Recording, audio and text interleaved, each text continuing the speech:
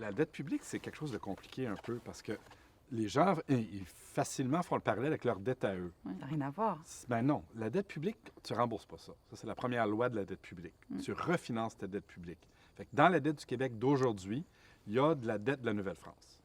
OK. On refinance depuis ce temps-là. Là, tu sais, OK. puis ça continue, puis ça va continuer longtemps comme ça. Puis c'est pas grave. Puis l'économie a besoin de dette publique pour stabiliser les placements des individus. Tu as un fonds de retraite, là. Oui. C'est sûr que tu peux acheter des actions de Bombardier quand c'était bon, là. Sauf que quand c'est plus bon, fait que ce que tu veux, c'est que tu veux équilibrer ton planificateur financier va t'expliquer ça. Tu veux équilibrer ton portefeuille avec, d'un côté, des placements à haut rendement mais risqués, puis de l'autre côté, des placements à bas rendement mais stables et sécures. Qu'est-ce qu'il y a de plus stable et sécure que la dette publique? À rien. Et donc, on a besoin d'une dette aussi pour structurer notre système de retraite, pour que les banques puissent avoir des actifs sur lesquels s'accoter.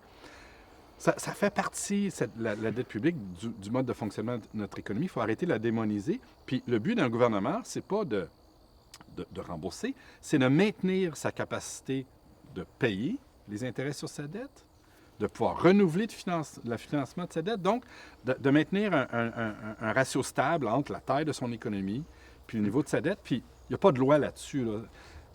Certains pays, c'est extrêmement... Dans le cas du Japon, c'est astronomique, là, le ratio de la dette sur la taille de l'économie, c'est extrêmement élevé. Dans d'autres cas, comme le Québec, c'est beaucoup plus bas. On est à 55 % à peu près. On était rendu... Oui, on est à 50. On était à 45. 45, avant oui. la Hey, crise. excusez-moi, je suis en mes vieux chiffres de 2012. C'est très bas. Mais puis c'est vrai qu'il y a eu, en fait, tout ça est parti un peu dans les années 80. On a commencé le poids de la dette a grossi beaucoup par rapport à l'économie. Puis c'est à ce moment-là qu'on a vu justement toute cette idée prendre de la place qu'il fallait réduire la taille de l'endettement. Puis l'idée au Québec, ça a été de dire c'est parce qu'en fait, on s'endette parce qu'on a trop de services publics. Puis il faut diminuer le poids de notre comment ils appellent ça, notre panier de services est trop gros. Il faut le réduire, on dépense trop de fonctionnaires, trop de... Bon, on va diminuer ça. Le fameux discours sur les gras durs, là. Oui, exactement. Oui, c'est parce qu'en plus, non seulement il y a beaucoup de fonctionnaires, mais ils sont bien payés. C'est ça. Scandale. Et donc, depuis ce temps-là, on est resté avec cette idée-là, alors que dans les années 80, si l'endettement a augmenté beaucoup, c'était parce que les taux d'intérêt avaient explosé. Donc, les taux d'intérêt, notamment sur la dette qu'on payait. Puis on est encore en train de, justement, on traîne donc ce boulet-là des années 80.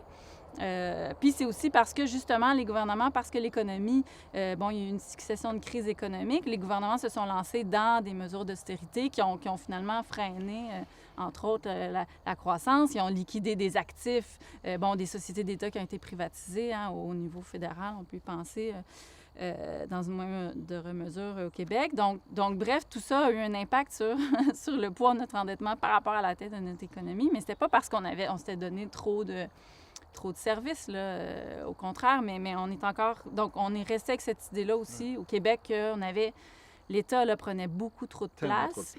Puis depuis, c'est ça, fait qu'on est devenus des champions de l'équilibre budgétaire puis de... Malgré notre gros panier de services. Malgré, oui. Mais on peut se rappeler, certaines personnes s'en rappellent. Moi, j'étais trop jeune, là, mais il y a peut-être des gens qui se rappellent là, de renouveler son hypothèque à 18 puis tu fais non, je peux pas faire ça en 89-90. Moi, je me souviens, j'étais enfant et je me souviens que les discussions autour de moi des adultes, c'était des larmes. Là. C'était on va la perdre, la maison, on ne peut plus l'assumer. Pourtant, c'était une maison à 82 000, là. C'était pas des maisons à 800 000 comme aujourd'hui. Mais c'était ça qui a créé notre problème structurel de finances publiques qui a été beaucoup créé par ce contexte-là. Puis comme expliquait Julia, la réponse à ce contexte-là, qui était plutôt que contrôler les taux d'intérêt, de se dire non, on va en profiter pour restructurer. Puis se lancer dans une espèce de programme de restructuration permanente, puis une négligence on a créé quand même des politiques pendant cette période-là importantes. C'est dans ce contexte-là qu'on a créé les congés parentaux, les CPE, l'équité salariale est arrivée dans ça. Il y a quand même des gains extrêmement importants dans cette période-là. Mais c'est aussi dans cette période-là qu'on a commencé, surtout les années avec Lucien Bouchard, puis après ça la suite, à se lancer dans une espèce de ritournelle de restructuration permanente du secteur public, puis de coupure constante, puis d'immobilisation, démotivation, déstructuration de ce secteur. Mais c'est vrai qu'en tant que citoyen, contribuable, on s'est fait dire l'équilibre budgétaire, ça, c'est le Graal, c'est le Saint Graal.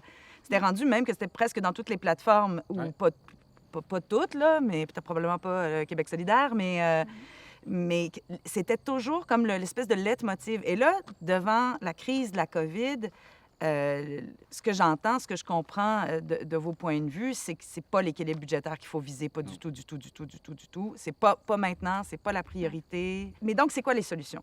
Si on passe en mode, je déteste cette expression, solution. On n'a pas besoin de l'utiliser. Non, mais... On peut dire, c'est quoi les solutions? C'est quoi les solutions? Mais on dirait que quand on parle de finances publiques, il faut utiliser les termes, de la sacoche, puis en mode solution. La sacoche, je trouvais ça déjà plus sympathique. Oui, la sacoche, c'était sympathique. Alors, ce serait quoi, là, les solutions concrètes à une néophyte, là, à quelqu'un comme à une simple contribuable comme moi? Là, Bien, premièrement, c'est de ne pas raisonnable contribuable, je dirais, oui. Citoyenne. Oui, citoyenne, pardon. Mais Non, c'est vrai que... Je fais partie de ces gens heureuses de payer ses impôts. Fait que moi, je suis toujours très heureuse de payer mes impôts, sachant que des enfants vont à l'école un peu grâce à moi. Mais raisonner en citoyenne, c'est peut-être de se dire justement que là, on doit faire des choix. Oui. Et ces choix-là, c'est pas justement comme contribuable, je vais en payer le moins possible. Ces choix-là, c'est vers où devrait aller le Québec et comment l'État peut jouer un rôle. Puis, Oui, bien c'est ça. Donc, dans cette fameuse relance, parce qu'effectivement, il faut y penser, tu sais. C'est où qu'on va mettre l'argent. Puis bon, je pense que déjà... Et donc déjà, on se dit, l'austérité, c'est la pire des idées, parce que de toute façon, c'est aussi une politique qui freine la relance. Oui. Si l'État arrête de dépenser, justement, il va y avoir des gens qui auront moins de sous pour aller dépenser. Bon, donc bref, c'est la pire des politiques. Donc ça va. On la tasse, on la met de côté. Puis ensuite, donc, oui, il faudrait... le gouvernement a voulu embaucher 10 000 préposés aux bénéficiaires, très bien.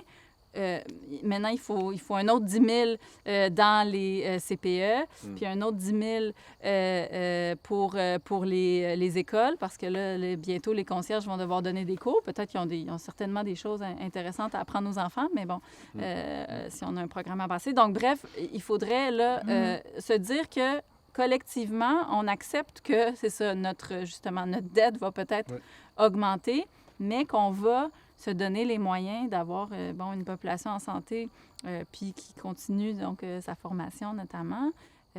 Puis démographiquement parlant, on va aussi vers encore toujours un peu plus de personnes âgées à charge, semi-autonomes. Donc, il faut aussi, pour les 20 prochaines années, là, ça va augmenter, je dirais. Oui, c'est sûr. Il ne faut pas négliger aussi notre démographie. Oui, non, mais j'allais dire, puis... Ça, c'est comme un aspect. Puis l'autre aspect, c'est on a une main-d'œuvre qualifiée dans le secteur de la construction. Mm-hmm. On a des entreprises très dynamiques dans ce secteur-là. On sait qu'on est en pénurie de main-d'œuvre structurelle dans ce secteur-là. Et donc, il faut utiliser avec, je crois, il faut vraiment prendre le temps de savoir où on va mettre ces gens-là. Et quand ils vont travailler sur un projet, il faut que ce projet-là soit structurant dans le bon sens du terme. Fait que Julia, tantôt, quand elle disait le troisième lien, c'est pas une bonne idée, mais ça, c'est justement un exemple de mal utiliser nos travailleurs et travailleuses de la construction. On devrait les utiliser dans des projets porteurs d'avenir et structurants, compte tenu justement qu'il y a une pénurie de main-d'œuvre, puis qu'en même temps, on a cette main-d'œuvre qualifiée. Ouais. Chaque kilo de béton qu'on va couler va générer beaucoup de GES, de gaz à effet de serre. Fait qu'il faut choisir avec soin. Est-ce qu'on coule ça dans un pont ou est-ce qu'on coule ça dans les nouvelles écoles ou dans les nouvelles infrastructures pour prendre soin des personnes âgées? C'est ce type de discussion-là qu'il faut avoir. Oui, puis sur les... Tu sais, on disait que la crise a révélé toutes sortes d'emplois précaires, mal payés, tout ça. Là, il y a des entreprises qui ont de la difficulté, des secteurs, en fait, surtout de l'économie, qui ont plus de difficultés. Bien, peut-être que c'est le bon moment, justement, d'y aller avec des aides ciblées aux entreprises pour leur permettre peut-être d'offrir des meilleures conditions de travail pour attirer la main-d'œuvre. Si, soi-disant, là, la PCU, c'est un frein à l'emploi. Là, bon, il faudrait peut-être accoter la PCU. Ben, c'est ça, il faut se poser des questions. questions. De base, là, si la PCU est plus attrayante, c'est parce que ton salaire n'est pas assez élevé. Là. On parle juste de 2 000 par mois. Là. Exactement. Donc là, il y a aussi il y a des mesures qui pourraient être ciblées pour donner, encore une fois, ce coup de main-là. puis cibler des secteurs qui vont finalement donner... ravigorer nos économies régionales, tu sais, et non pas juste donner de l'argent à Amazon parce que pour les aider à venir s'établir. Avec les frontières fermées, le tourisme tu sais, les Québécois se sont promenés. C'est pas l'industrie qui rapporte le plus, mais c'est une industrie intéressante, le tourisme, qui est... Mais il y a ça, il y a aussi le... Il a manqué de train, il a manqué de transport, il a manqué... C'est difficile d'aller dans les régions quand on n'a pas de voiture, difficile d'aller en Gaspésie. Donc, on pourrait peut-être penser à ce genre de choses-là, à permettre aux Québécois de circuler sur le territoire et d'en profiter aussi de son territoire. Oui, mais aussi peut-être même plus globalement à penser le développement économique en termes justement de circuits plus courts. Une des choses qui a révélé la crise aussi, c'est notre dépendance. Dépendance sur le marché mondial. Oui, c'est ça. Et donc là, il y a une occasion. Je pense que c'est ça. Ce qu'un gouvernement peut faire, c'est pas tomber dans le piège de l'austérité. Je pense que ça, on n'est pas là, mais puis plutôt que de se donner des cibles de retour à l'équilibre budgétaire, puis de prioriser ce retour-là, on doit plutôt se donner des cibles de développement de l'économie du Québec, puis de développement, d'investissement. Puis c'est quoi les secteurs qu'on veut, dans lesquels on va investir, puis c'est quoi des cibles, mettons, en termes de quantité de main-d'œuvre dans tel secteur, de quantité de lits, de quantité de chambres, de quantité de salles de classe, d'aller vers ça, puis de dire, OK, c'est quoi l'effet sur l'économie de ça, puis de maximiser les retombées de ce genre de décision-là. Puis après, tout ça étant établi, OK, mais c'est quoi les effets sur les finances publiques? Ouais. Les finances publiques puis l'équilibre budgétaire, c'est la conséquence de décisions économiques éclairées. Il ne faut pas que ça soit l'objectif. L'objectif, c'est développer l'économie du Québec. La conséquence, ça va être une économie en santé capable de porter un budget vers l'équilibre. Si tu cours après l'équilibre budgétaire, tu plombes ton économie, puis c'est comme un espèce de drôle de jeu où finalement, le plus que tu cours après, le plus qu'il s'éloigne, parce que tu plombes ton économie. C'est ce qu'on a vu en 2009, 2010, 2011, puis ça a pris jusqu'en 2014 avant de l'atteindre. Encore là, d'un point de vue très personnel, c'est pendant l'austérité que j'ai eu le plus petit pouvoir d'achat, moi. Ouais. Et merci infiniment, Éric. Merci, Julia. Alors, on espère que les décideurs vous ont entendu et que cette relance sera pleine, entière et pérenne, j'ai envie. Juste écologique. Équitable, écologique. Et j'espère vous retrouver, mais pas pour parler d'une crise, peut-être pour parler d'autre chose ou justement d'un revenu minimum québécois. Pourquoi pas, ou quelque chose comme ça. Merci infiniment. Merci. Merci Horace.